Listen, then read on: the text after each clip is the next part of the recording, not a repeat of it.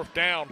Phoenix defense has just kind of stood tall and said, all right, we'll take care of this. And now trying to force a 3-and-out off of the sack on fourth down. Yeah, and they're capable of doing that. I think it's a mismatch a little bit with Rena against 6'4" with a long range in Ish Atkins, so they're going to have to move him around. But good play here by Brody Carroll. And Cleveland gets slung out of bounds by Carroll. Guys last year, so many new faces this year, and what has he done? He's just producing.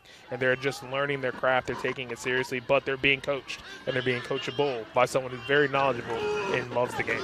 After the fourth down, conversion, Clark will load up, looking to go deep. Got him in, out there, it's Bakey. Touchdown number 2, and there is no doubt on this one. Last week, he lived in the Duke's backfield.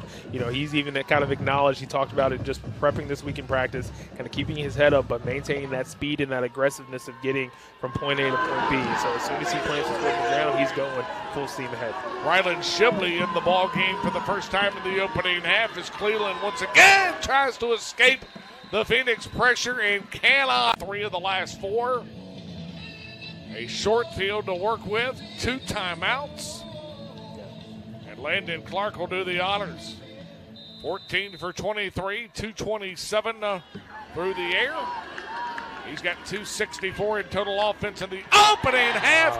1 snap, 1 throw. Isaiah Furman on the mentioned though last Thursday night. The reason they're going to pick on that side is nobody wants to go venture to the 6'3" side. Absolutely not. When you have a man who has like a 92-inch wing, I'm being very dramatic here, very, very large wingspan. You don't want to pick on him, but you want to kind of test some of the young bucks, and then blown coverage there by the Phoenix. Yep, pocket holds, and Cleveland will zip one to the end zone. Passes caught.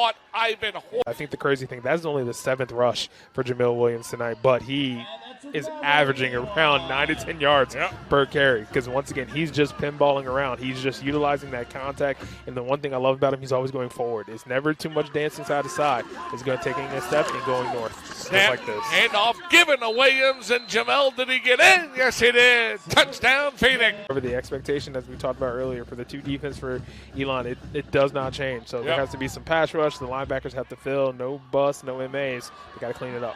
Wildcats just their 7th first down on the night. Cleveland back to pass and is simply taken down. Ethan Grace, the 3rd Food Lion feed, sacked to get back of the night.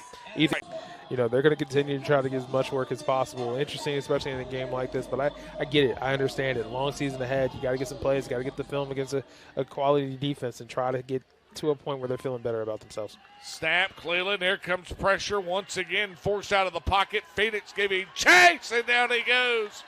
Thought about trying to reholster it a couple of times, secure the shoulders as much as you want to. But if Dan slips the ball in over the plane, it's a touchdown. Emerson Baker did a fantastic job there. He was on the ground, gets up, grabs Dan Frederick, and pulls him into the end zone as well. That is what it's supposed to be. Your offensive line kind of fighting. That's a big touchdown. That may be, I could be wrong, one of the first touchdowns of the career for Dan Frederick, especially behind this phenomenal as well. 2nd year in a row where Elon Soccer men and women's program, one of the last programs, dual programs in the country with undefeated records. So, you know, building a factory over there, and love to see it. Bullock on 3rd down and 10, flushed out of the pocket, and down he goes. Rashad Reed, sir. And coming up to make the tackle is Rashad Reed with the sack, redshirt freshman.